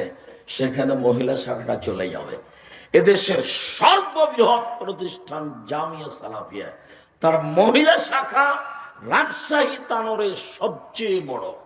যেটা জামিয়া সালাফিয়া ডাঙ্গি আপনার রূপগঞ্জ, নারায়ণগঞ্জ, সেটা 51 বিঘা জমির উপরে অবস্থান করে। আপনার বাড়ির পাশে যেটা, সেখানে একটা মসজিদ আছে, 3000 মানুষ সালাত আদায় করতে পারে একসাথে 90% জমির উপর। সেখানে একটা একাডেমিক ভবন তৈরি হচ্ছে, যাতে একসাথে 3000 ছাত্র ক্লাস করতে পারে। আর যেটা জামিয়া সালাফিয়া রূপগঞ্জ, নারায়ণগঞ্জ, সেখানে একটা মসজিদের কাজ চলমান রয়েছে। 6 বিঘা জমির উপরে একটা মসজিদ, যার উত্তর দক্ষিণ 300 ফুট, পূর্ব পশ্চিম 200 ফুট, যেখানে প্রায় 10,000 ছেলে মানুষ একসাথে সালাত আদায় করতে পারবে। 200 শতক জমির উপরে। সেখানেও ছেলে মেয়েদের বড় বড় ভিন্ন ভিন্ন অংশ, সব জায়গাতে ছেলে মেয়ে ভিন্ন ভিন্ন ভাবে থাকে। সেখানে পাহারাদার ভিন্ন, রান্না বান্না ভিন্ন, খাওয়া দাওয়া ভিন্ন, সবকিছুই উন্নত মানের করার মর্মে জীবন বাজি রেখে চেষ্টা চালিয়ে যাচ্ছি। সেটাই জামিয়া সালাফিয়া, যেখানে ভর্তি হয়, ফর্ম পূরণ হয় ডিসেম্বরে, আর ভর্তি হয় 1 জানুয়ারি, একদিনই ভর্তি হয়। সম্মানিত দিনী ভাই বোন, যেখানে দেশ বিদেশের শিক্ষক অবস্থান করে, এটাই আপনাদের জামিয়া সালাফিয়া। আপনার বাড়ির পাশে যেখানে আছে, যেটা আছে সেটাতে বিদেশি শিক্ষক অবস্থান করেন, যাদের থাকা খাওয়া ভিন্ন, ওদের বাবুর্চি ভিন্ন। আশা করছি আমরা সামনে জানুয়ারি থেকে সৌদি মদিনা বিশ্ববিদ্যালয়ের 2 জন ডক্টর চলমান আপনাদের প্রতিষ্ঠানে এসে পাঠদান করবে, ছেলেদের শিক্ষা দিবে বলে তারা প্রতিশ্রুতি দিয়েছে। আলহামদুলিল্লাহ। আপনাদের এদেশের ভিন্ন ধরনের ব্যতিক্রম প্রতিষ্ঠান জামিয়া সালাফিয়া। এই জামিয়া সালাফিয়ার ব্যাপারে জোরালোভাবে যেটা আমি দাবি জানিয়েছি আপনার কাছে, সেটা হলো এই: আপনি আমার দিনী ভাই হিসাবে, আপনি আমার দিনী বোন হিসাবে অন্তত এইটুকু মুখে বলবেন, আল্লাহ তুমি জামিয়া সালাফিয়া কবুল করো। এতে যদি আপনার অন্তরে সংকীর্ণতা থাকে, জবাব আপনাকে দিতে হবে, আমাকে দিতে হবে না। আমি 90 সাল থেকে জাতির খিদমত করে আসি। আমি কোনোদিন নিজের স্বার্থ নিয়ে এক পদক্ষেপ বলিনি। আমি জাতির কাছে কোনোদিন পাথেও পথ খরচ চাইনি। জাতি ঋণী, আমি কারো কাছে কোনোদিন 1 মিনিটের জন্য ঋণী হইনি। আমি আল্লাহকে বলি, আল্লাহ তুমি জামিয়া সালাফিয়া কবুল করো, আর আমার যদি কোনো ভুল ত্রুটি হয় তাহলে সেটা তুমি মাফ করো। আমি এমন কাজ করতে চাই না যেটাতে তুমি অসন্তুষ্ট হবা আর জামিয়া সালাফের ক্ষতি হবে, এটা আমি চাই না। আমি 10 পয়সার ক্ষতি করি না, আমি জামিয়া সালাফের কোনো সুবিধা ভোগ করি না, আমি 10 পয়সার টাকার ক্ষতি করি না। তুমি জামিয়া সালাফিয়া কবুল করো, সার্বিক সমস্যা দূর করো, সার্বিক সমস্যা তুমি দূর করে এর ভালো ব্যবস্থা করো। এই কথা আমি নিজে বলছি, পৃথিবীর বাঙালিকে বলার জন্য আমি অনুরোধ জানাচ্ছি। আমি একে জীবন দিয়ে ভালোবাসি। পৃথিবীর বাঙালি দিনী ভাই বোনকে জীবন দিয়ে ভালোবাসার জন্য অনুরোধ জানাচ্ছি। মর্মে বলছি, আপনি মাঝে মধ্যে বলবেন, আল্লাহ তুমি জামিয়া সালাফিয়া কবুল করো। সম্ভব হলে, অনুকূলে হলে 10 টাকা, 5 টাকা, 1 টাকা দিয়ে পাঠাবেন। জামিয়া সালাফের একটা বড় শাখা আর দাওয়ায়ে আল্লাহ যারা দেশ ভিত্তিক মক্তব পরিচালনা করতে চায় তারা করবে ইনশাআল্লাহ। অল্প দিনের মধ্যে 250-300 মক্তব চালু করতে পারে যারা, তারা 10 বছর, 20 বছর, 30 বছর, 50 বছরের ব্যবধানে তারা একটা ভালো পর্যায়ে যাবে ইনশাআল্লাহ। ইনশাআল্লাহ।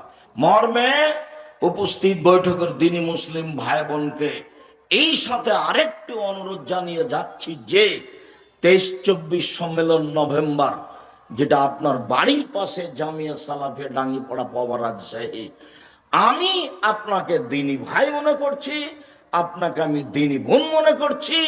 আর আমি বলছি জামিয়া সালাফিয়া আপনার প্রতিষ্ঠান, যেখানে কোনো মানুষকে উঁচা করা হবে না, যেখানে কোনো মানুষকে নামিয়ে দেওয়া হবে না, শুধুমাত্র বিষয়ভিত্তিক বক্তব্য হবে, শুধুমাত্র এবছরের আকীদা আদর্শ নিয়ে বক্তব্য হবে। দেশ বিদেশের বড় বড় আলেম ওলামা থাকবেন, সপরিবারে দিনী ভাই বোন সহ, আত্মীয় স্বজন সহ সবকে নিয়ে উপস্থিত হবেন সেদিন বিষয়ভিত্তিক বক্তব্য শোনার জন্য। আমি আব্দুর রাজ্জাক বিন ইউসুফ আপনার কাছের মানুষ হিসাবে এই দাবি জোরালোভাবে পেশ করলাম। মর্মে আরো পেশ করে গেলাম যে সম্ভবপর 10 টাকা দিতে সংকীর্ণতা বোধ করবেন না। যদি ভিতরে কোনো হিংসা বা দুর্বলতা কাজ করে, সে জবাব আপনি দিয়েন, আমাকে দিতে হবে না।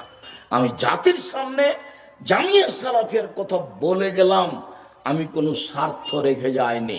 সম্মানিত দিনী ভাই বোন, মর্মে সকল দিনী ভাই বোনকে জামিয়া সালাফিয়ার ব্যাপারে সর্ব বিষয়ে মনোযোগী হওয়ার, আন্তরিকভাবে দোয়া করার অনুরোধ জানিয়ে আজকের আলোচনা আরম্ভ করলাম। আরো থাকলো এই, যাওয়ার সময় যদি একটা পত্রিকা নিয়ে যান জামিয়া সালাফের উপকার হবে, যদি একটা বই নিয়ে যান জামিয়া সালাফের উপকার হবে। নিজে পড়বেন সেটা ভিন্ন কথা, জামিয়া সালাফের আপনি বড় উপকার করলেন এটাই বড় কথা। এই আল ইতেসাম পত্রিকায় যারা ফতোয়া লিখে তারা দেশ বিদেশের বড় বড় আলেম, প্রত্যেক মাসে ফতোয়া বোর্ড হয়। আজকে আমি ফতোয়া বোর্ড থেকে উঠে আসলাম, যেই ফতোয়া বোর্ডে বিদেশি বড় বড় আলেম যারা তারাও সেখানে বসেন। জানি না আপনি গিয়ে দেখে আসেন কিনা, কেন যান না? জামিয়া সালাফিয়া ডাঙ্গিপাড়া আপনি কেন যান না? আপনি একটু কেন কে জিজ্ঞাসা করেন না যে বিদেশি আলেমেরা কোথায় আছেন, কোন রুমে থাকেন, তারা কিভাবে খায়? তারা তো ভিন্ন খায়, ভিন্নভাবে থাকে, তাদের বাবুর্চি ভিন্ন, প্রত্যেক দিন দৈনন্দিন তাদের এই ব্যবস্থা হচ্ছে। আপনি কেন যাবেন না? আপনার দুর্বলতা কোথায়? 10টা টাকা খরচ করে আপনি কেন যান না সেখানে? যাবেন না কেন? কোথায় সমস্যা? কোন প্রকার হিংসা যেন আপনার ভিতরে কাজ না করে, করলে জবাব আপনাকে দিতে হবে, আমাকে দিতে হবে না। আমি আব্দুর রাজ্জাক বিন ইউসুফ, মুখে যা অন্তরে তা, বাস্তবেও তাই। বিচারের মাঠ আমি এ কথাই বলবো আল্লাহর সামনে, যাতে আপনি সংকীর্ণতা রাখলে ক্ষতিগ্রস্ত হবেন, আর সংকীর্ণতা না রাখলে সফলতা অর্জন করবেন, এ কথাই ঠিক। আল্লাহ তুমি সাক্ষী থাকো, তুমি কবুল করো। আমার দিনী ভাই বোনকে, মোহনপুরের লোকজনকে, রাজশাহী জেলার লোকজনকে, বৃহত্তর রাজশাহীর লোকজনকে, দেশবাসীকে তুমি সঠিক পথে নিয়ে আসো। জামিয়া সালাফিয়াকে ভালোবাসার সুযোগ করে দাও। আর যারা জেরুজালেমে আছে বিপদগ্রস্ত, তুমি তাদের রক্ষা করো। আল্লাহুম্মা আমিন। তোমার দরবারে বক্তব্যের সূচনায় এই দাবি জানিয়ে আলোচনায় চলে গেলাম। সম্মানিত দিনী ভাই বোন, সালাত এমন একটি ইবাদত যার উপরে নির্ভর করে অন্যান্য ইবাদত। এই ছেলে, ওই যে কয়েকজন দাঁড়িয়ে আছে ওখানে, তুমি দেখতে পাও না? আমি দেখতে পাই যে ওখানে দু একজন। তোমরাই কি পাহারা দিচ্ছ না কে ওরা? না তোমরা ওই দেখাশোনা করা লোক ছাড়াই প্রোগ্রাম করছো? তোমরাই যদি দাঁড়িয়ে থাকো ভালো কথা, আর যদি কোনো লোক দাঁড়িয়ে থাকে তাহলে প্রথম তো তুমি দায়ী, আর দ্বিতীয়ত এমন লোক আমি চাচ্ছি না। আপনাকে আমি ভালোবাসি। আল্লাহ রাসূল কথা বললে সাহাবীদের বসতে বলতেন, সে মর্মে আপনাকে আমি বসার জন্য অনুরোধ জানাচ্ছি। অনুকূলে না হলে চলে যেতে পারেন, তাতে আসে যায় না। আমার নতুন পরিচয় দেওয়া লাগবে না, আমি আব্দুর রাজ্জাক বিন ইউসুফ। যদি চিনা না থাকে, জানা না থাকে, আজকে ভালো করে জেনেন, আমি আব্দুর রাজ্জাক বিন ইউসুফ।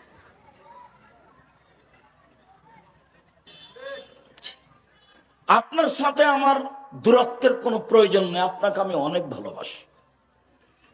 আমাকে ডাকার জন্য পয়সা লাগে না, মুচি দিয়ে ডাকলেই চলে, মেথর দিয়ে ডাকলেই চলে। সময়ের অনুকূলে হলে আমি চলে আসব। আমি হলাম কচুর পাতার পানি, আমার ব্যক্তিগত কোনো মর্যাদা নেই, ওটা আমি দাম দিই না। কচুর পাতার উপরে পানি আছে, একটু বাতাস আসলে টলবল টলবল, এই পড়ো এ পড়ো, এ পড়লো এ পড়লো। আমি নিজেকে কচুর পাতার পানি মনে করি, আমি কোনো ব্যক্তিত্ব নিয়ে সমাজে চলি না। আর আমার এই ব্যক্তিত্ব দেখানোর প্রয়োজন নেই। যদিও রাস্তাঘাটে চললে, বিমানবন্দরে গেলে যারা থাকে ওখানে, তারা আমার পিছনে পিছনে দৌড়ায়, যেখানে যখন যাই। যেটা আমি কোনো সময় প্রয়োজন মনে করি না। আমি আছি স্বাভাবিকভাবে, যেভাবে দেখছেন সেভাবে থাকি, দেশ বিদেশে সব জায়গায়। সম্মানিত দিনী ভাই বোন, আপনাকে আমি ভালোবাসা দেখিয়ে বলছি, কথা মূল্যায়ন করবেন। এবাদতের জগতে ভিন্ন ধরনের ব্যতিক্রম এবাদত হলো সালাত, নামাজ। সালাত এমন একটি ইবাদত যার উপরে নির্ভর করে অন্যান্য ইবাদত। যদি সালাত কবুল হয়, বাকি ইবাদত কবুল হবে।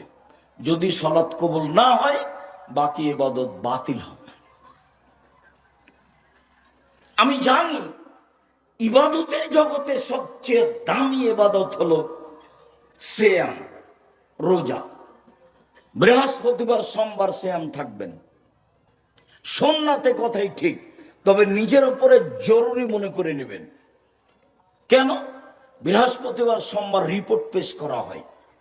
আপনার রিপোর্টটা যখন উপরে দেওয়া হবে, তখন আল্লাহ দেখবে যে সিয়াম রোজা আছে, এইটা ফলাফল সবচেয়ে ভালো।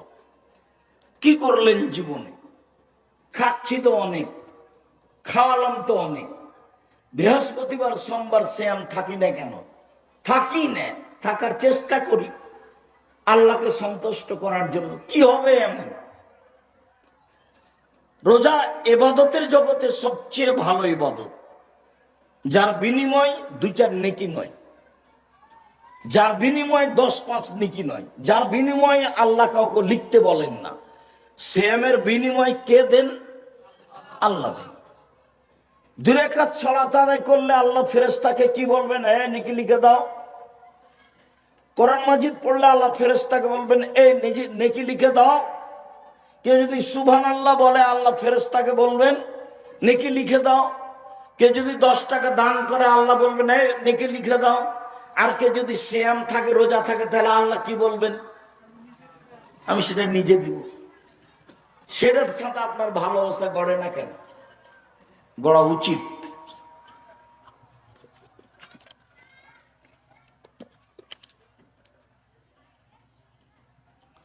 ইবাদতের জগতে সবচেয়ে দামি ইবাদত সিয়াম, যার বিনিময়ে আল্লাহ দিবেন। কিন্তু আমি সালাত আদায় করলাম না, তখন আর এ বিনিময় পাওয়া যাবে না, ওই বিনিময় বাতিল হয়ে যাবে। ইবাদতের জগতে সবচেয়ে শক্তিশালী, ক্ষমতাধর, পাওয়ারফুল ইবাদত হলো দান। আপনার মা মারা গেছে, সালাত আদায় করে আপনার মায়ের কোনো উপকার করতে পারবেন না।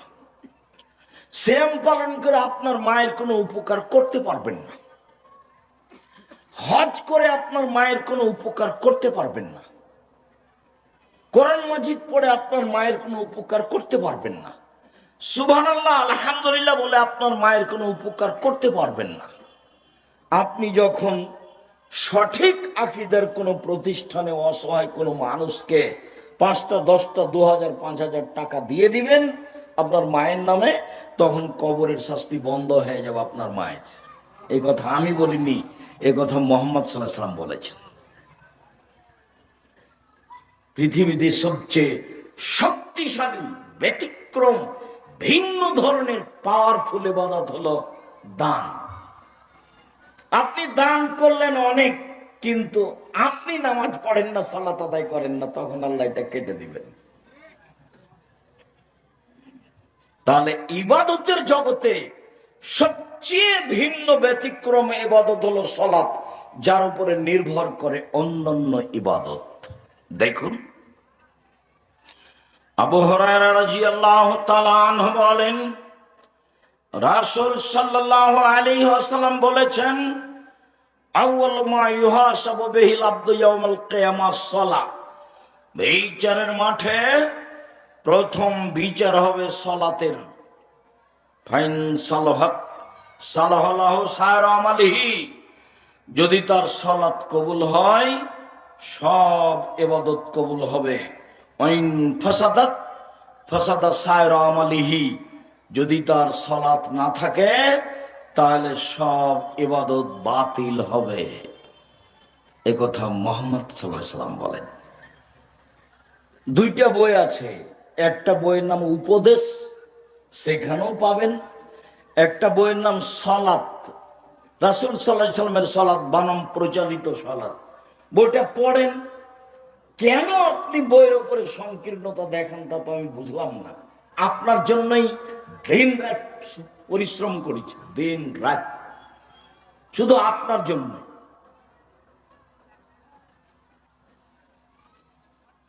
এদেশের মহিলারা তো বুঝতে পারে না। বেগম রোকিয়া লিখেছে অবরোধবাসিনী। বেগম রোকিয়া রংপুরের মহিলা। রংপুর গাইবান্ধার আরেকজন মহিলা বই লিখেছে কেন হব অবরোধবাসিনী। উনি ভুল লিখেছেন, আমরা অবরোধবাসিনী নই। বইয়ের নাম কেন হব অবরোধবাসিনী। না পড়লে তো আপনি বুঝতে পারবেন না।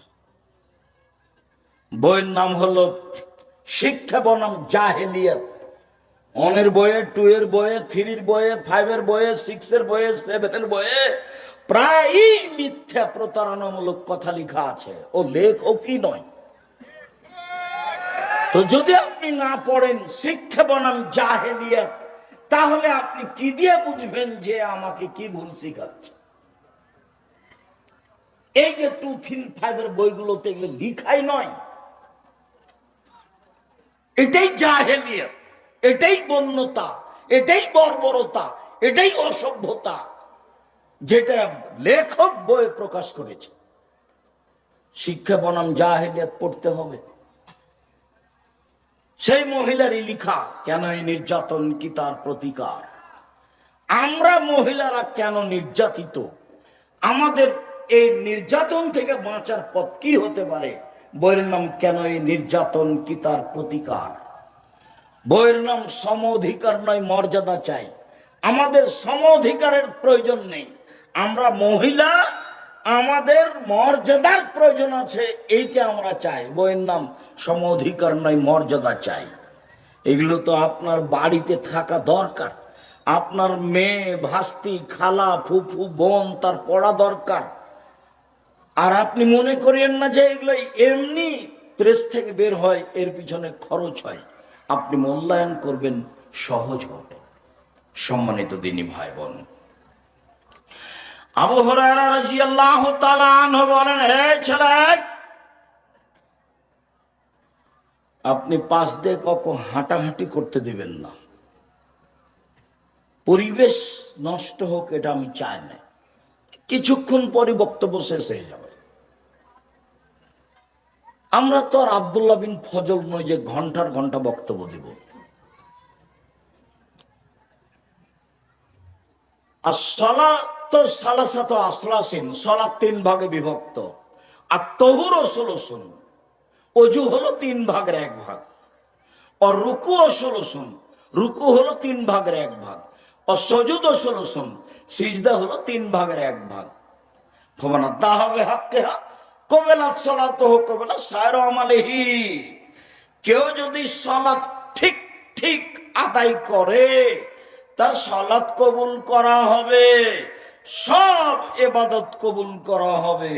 ওয়াইন রুদ্দাত আলাইহি সালাতুহু, যদি তার কোনো কারণে সালাত বাতিল করা হয়, সব ইবাদত বাতিল করা হবে, এক ইবাদতও টিকবে না।